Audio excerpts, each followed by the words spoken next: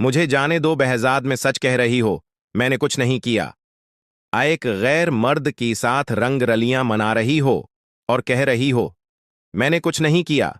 बहजाद ने pistol load करके पहले इस आदमी पे गोली चलाई जिसकी साथ इसकी बीवी पकड़ी गई थी। नहीं, बहजाद लबना की एक दिलखराश चीख निकली। उसने दूर के अपने आशिक के बेजान वजूद को टटोला, मगर वहां सांसें थम चुकी थी। अब क्यों ना तुम्हें भी तुम्हारे आशिक के पास पहुंचा दिया जाए। बहजाद ने दोबारा पिस्टल लोड करके लबना को निशाना बनाया, मगर अफसोस उसका निशाना इसका अपना बेटा बन गया जो छिप के ये सारा ड्रामा देख रहा था।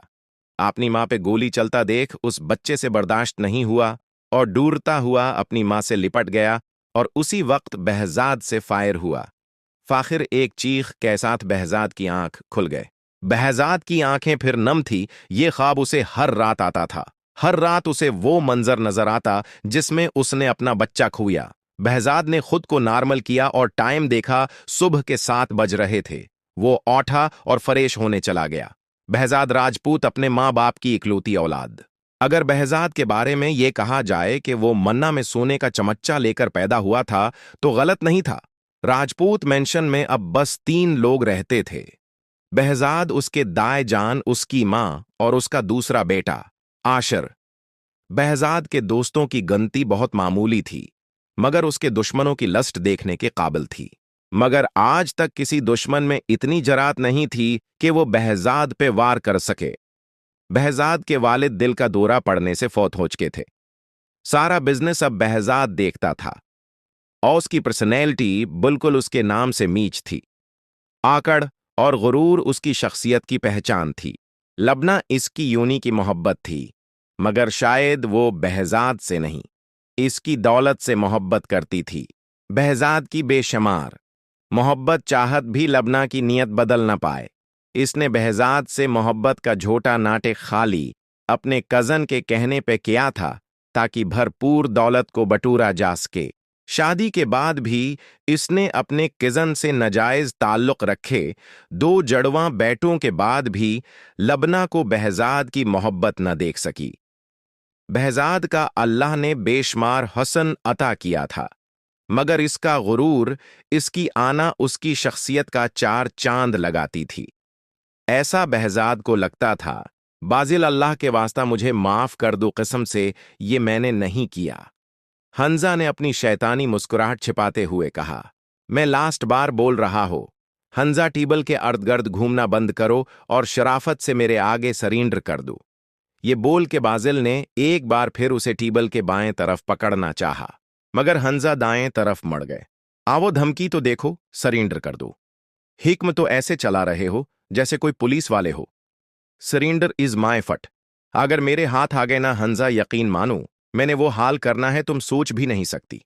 एक सुड़े हुए बॉस परफ्यूम के पीछे तुम मेरे साथ अपने ताल्लुकात खराब करोगे। ये है तुम्हारी दोस्ती।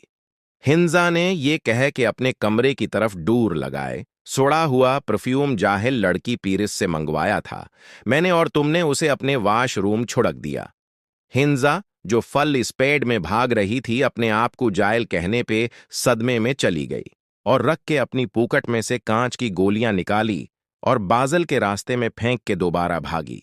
बाजल, जो अंधाधुंध उसके पीछे भाग रहा था, बेचारा गोलियां ना देख सका और सीधा फिसलता हुआ बाबर साहब से टकरा गया।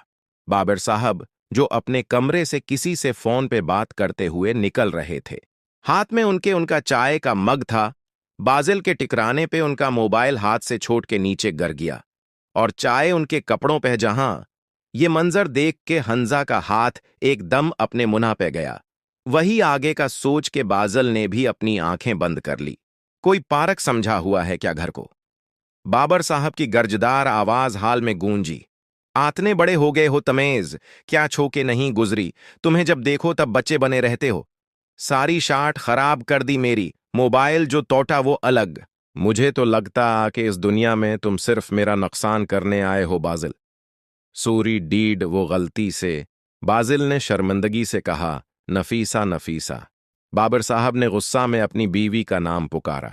जी, किचन में काम करती नफीसा बेगम किसी जिन की तरह बाबर साहब के सामने हाजिर हुए। दूसरी शर्ट निकाल के दो मुझे, ये बोल के बाबर साहब अपने कमरे की तरफ बढ़े।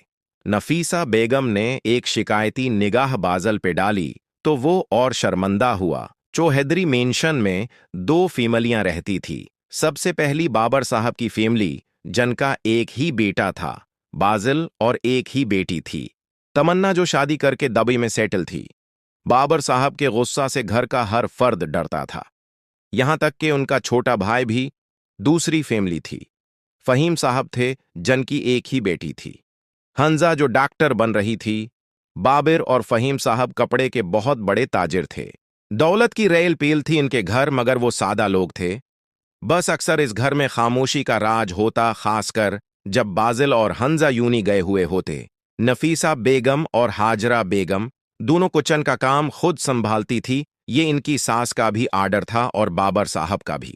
नफीसा बेगम की एक ही बहन थी जो पंडी में थी। हाजरा बेगम अपने वालिदीन की अकलौती थी।